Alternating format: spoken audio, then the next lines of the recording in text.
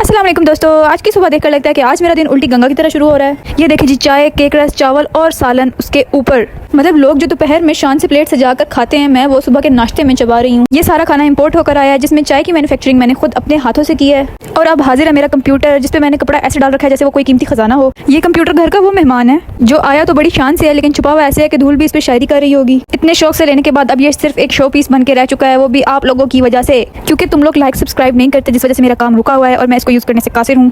और कमरे का ये हाल, ये सारा गंद मचा हुआ है, तो तुम लोग रोज देखते ही हो। अब ये मैंने वहाँ सोफे से हटाई थी, यहाँ रखी थी, और अब इसको यहाँ रखने की बारी है, क्योंकि बच्चा रात को नीचे गिर जाता है, इसलिए मैंने सोचा क्यों ना इसको यहाँ पे शिफ्ट किया जाए। ये एयरपोर्ट्स की हालत आप देख सकते हैं, एयरपोर्ट्स पता नहीं कहाँ है, इसका ढक्कन भी टूट गया। अब तो खैर ये जगह मैंने साफ करनी है, उससे पहले दराज खाली करने थे, क्योंकि एक दफ़ा सेटिंग यहाँ पे आ गई तो फिर ये दराज नहीं खुलेंगे। तो मैंने सोचा क्यों ना ज़रूरी सामान सारा ऊपर वाले दराज में शिफ्ट किया जाए, और बाकी ये 9 स्ट्रिप्स पता नहीं कब की पड़ी हुई है, इस्तेमाल करने का मुझे बिल्कुल टाइम नहीं मिलता। और ये ज्वेलरी से भरा हुआ बॉक्स कभी इस्तेमाल नहीं हुआ 3 सालों में। और फिर इस दराज में देखें आप, शापर के शापर निकलेंगे ऐसे जैसे पता नहीं इन शापरों में मैंने क्या रखा हुआ हो।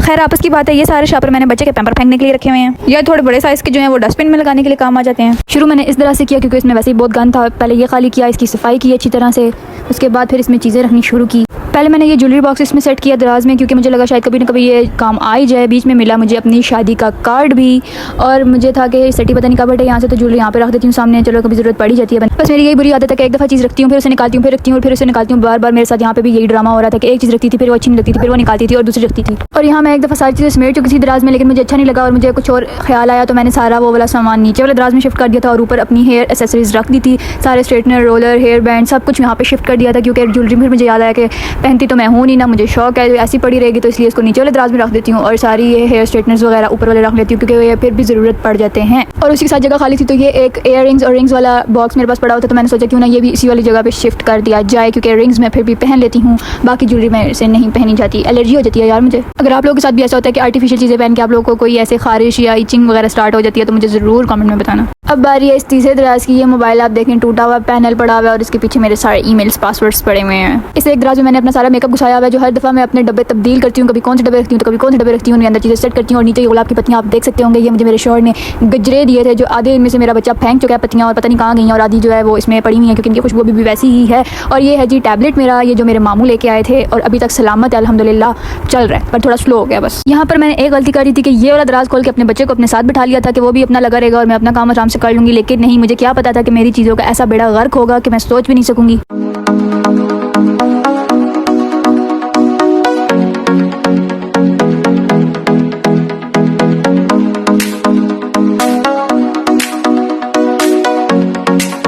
ये देखें जी मेरे ब्लश ऑन की हालत, इसने उंगलियां मार मार के ना इतना इसको ख़राब कर दिया कि मैं क्या ही कहूँ। अब इधर भी मुझे बिल्कुल समझ नहीं आ रही थी मैं किस डब्बे में क्या क्या चीज़ें रखूँ, किस डब्बे में क्या नहीं रखूँ, कौन सा डब्बा रखूँ और कौन सा डब्बा फेंकूँ।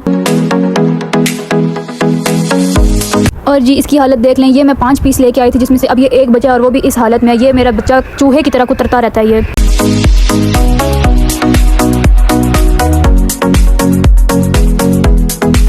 ये हर चीज़ लेती बहुत शौक से हूँ कि मैं चाहती हूँ कि मेरे पास हर एक चीज़ मौजूद हो, कि मुझे कभी किसी से मांगनी न पड़े, लेकिन वो चीज़ें पड़ी पड़ी ऐसे ही फिर ख़राब और ऐसे बेकार हो जाती हैं, किसी के काम की नहीं रहती, कि फिर मुझे फेंकनी पड़ती हैं और फिर मुझे दुख होता है। अक्सर तो मैंने वो चीज़ें भी संभाल के रखी होती हैं कि यार नहीं ये चीज़ अच्छी है, बेशक वो चीज़ सूखी हो या कुछ भी हो। अब ये आप इसकी हालत देखिए, इसके ढक्कन पर मेरे बच्चे ने पता नहीं क्या तो क्या गंद मला हुआ है, और ये लिपस्टिक भी खा चुका है। मैं क्या करूँ इस बच्चे का।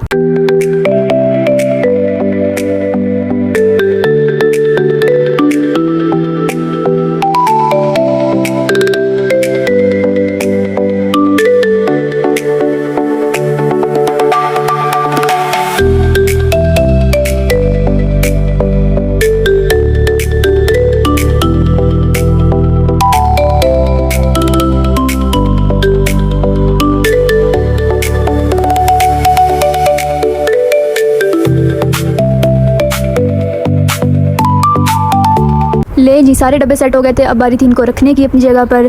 और ये मैंने रखना तो शुरू कर दिया था, लेकिन मुझे नहीं पता था कि ये पूरे आएंगे या नहीं आएंगे। मैं अपने मज़े से बस डब्बे सेट करती रही थी, और यहाँ पे मसला बन गया था कि ये डब्बे यहाँ पे फ़िक्स नहीं हो रहे थे। तो फिर मैंने क्या किया कि मैंने निकालना मुनासिब नहीं समझा चीज़ों को, क्योंकि मैं बहुत ही आलसी हूँ। मैंने वही डब्बा पीछे से थोड़ा सा उठा के खड़ा करके रख दिया था, और वो दूसरे डब्बे यहीं पर फ़िक्स किए कि मुझे बिल्कुल भी दोबारा वो गंद नहीं मचाना, क्योंकि मेरा बच्चा मुझे बहुत तंग कर रहा था। और ना ही मैंने दूसरा डब्बा फेंका, उसको भी नीचे सेट करके रख दिया था। खैर दराज़ों का यहाँ पे काम हो चुका था। ये ग्लासेस आप देखेंगे मेरे बच्चे ने तोड़ फोड़ के रख दिया, फिर भी मैंने इसे संभाला हुआ है क्योंकि मैं नहीं फेंकती भाई। अब बारी थी नीचे से सफाई करने की, इतने में मेरा बच्चा भी सो गया था और पंखा भी लगा हुआ था, तो झाड़ू लगाना मेरे लिए बहुत मुश्किल हो गया था, क्योंकि गंद बार बार उड़ के पीछे की तरफ आ रहा था।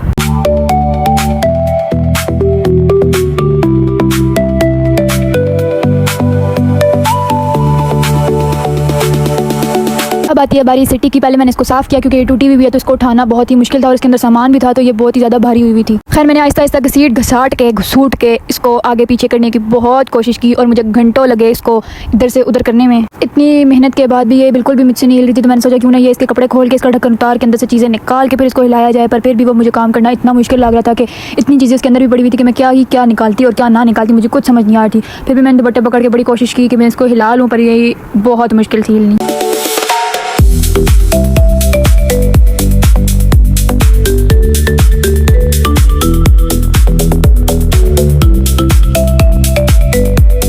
खैर जैसे तैसे मेहनत मुशक्क़त करके मैं इसको इसकी जगह पर ले ही आई और फिर इसके ऊपर बैठ के इसके दुपट्टे बांधने लग गई क्योंकि बहुत मुश्किल से वो बंदे जा रहे थे क्योंकि खुल जाती है इसको, इसलिए बांधना बहुत ज़रूरी है।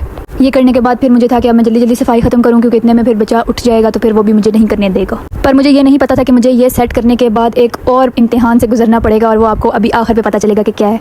मैंने ये अपने बच्चे की सेफ्टी के लिए कहा था कि हम लोग इस साइड पे सोते हैं तो मैंने कहा ये साइड पे रख लेती हूँ कि बच्चा रात को नीचे ना गिर जाए। और ये गंदा मचा हुआ देख सकते हैं ये भी साफ़ करना है मैंने, लेकिन मैंने ये करके अपने पाँव पे कुल्हाड़ी मार ली थी। टाइम आप देख सकते हैं मैं शुरू हुई थी तकरीबन 4 बजे और अभी बज रहे हैं 6:30 और अभी तक मेरा काम ख़त्म नहीं हुआ जो मैं सुबह से लगी हुई हूँ।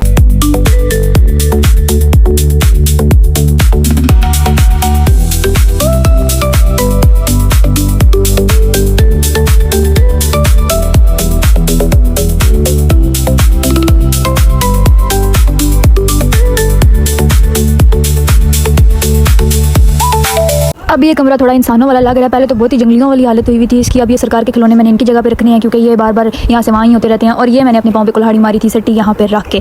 ये बच्चा इसके ऊपर खड़ा होकर अब शीशे तक पहुँच जाता है और शीशे पे दे चीज़ें मारता है और कुछ ना कुछ इसने मेरी सारी चीज़ें कहीं ना कहीं फेंकी हुई हैं। और अब यहाँ का खतरा है कि यहाँ से ये नीचे गिर के अपना सर हाथ पाँव टांग ना तोड़वा ले। पता नहीं मुझे ख्याल पहले क्यों नहीं आएगा ये यहाँ पे चढ़ जाएगा और मैं ये सट्टी यहाँ पे क्यों रख रही। फिर हमने ली थी जी गाड़ी अपनी तो फिर उस पर चक्कर लगाना तो बनता ही था तो फिर निकल पड़े थे चक्कर लगाने के लिए। और ये है मेरा रात का उल्टा खाना, आलू का पराठा, चाय और अंडा। खैर दोस्तों आज का दिन तो जैसे तैसे गुजर गया लेकिन कहानी अभी बाकी है। तो अगले व्लॉग में मैं आपको अपने नए VIP मेहमान से मिलवाऊंगी। तो जी अगर अगला तूफान देखना है तो वीडियो को लाइक और चैनल को सब्सक्राइब करना मत भूलना। तो मिलते हैं अगले व्लॉग में, तब तक के लिए अल्लाह हाफिज़।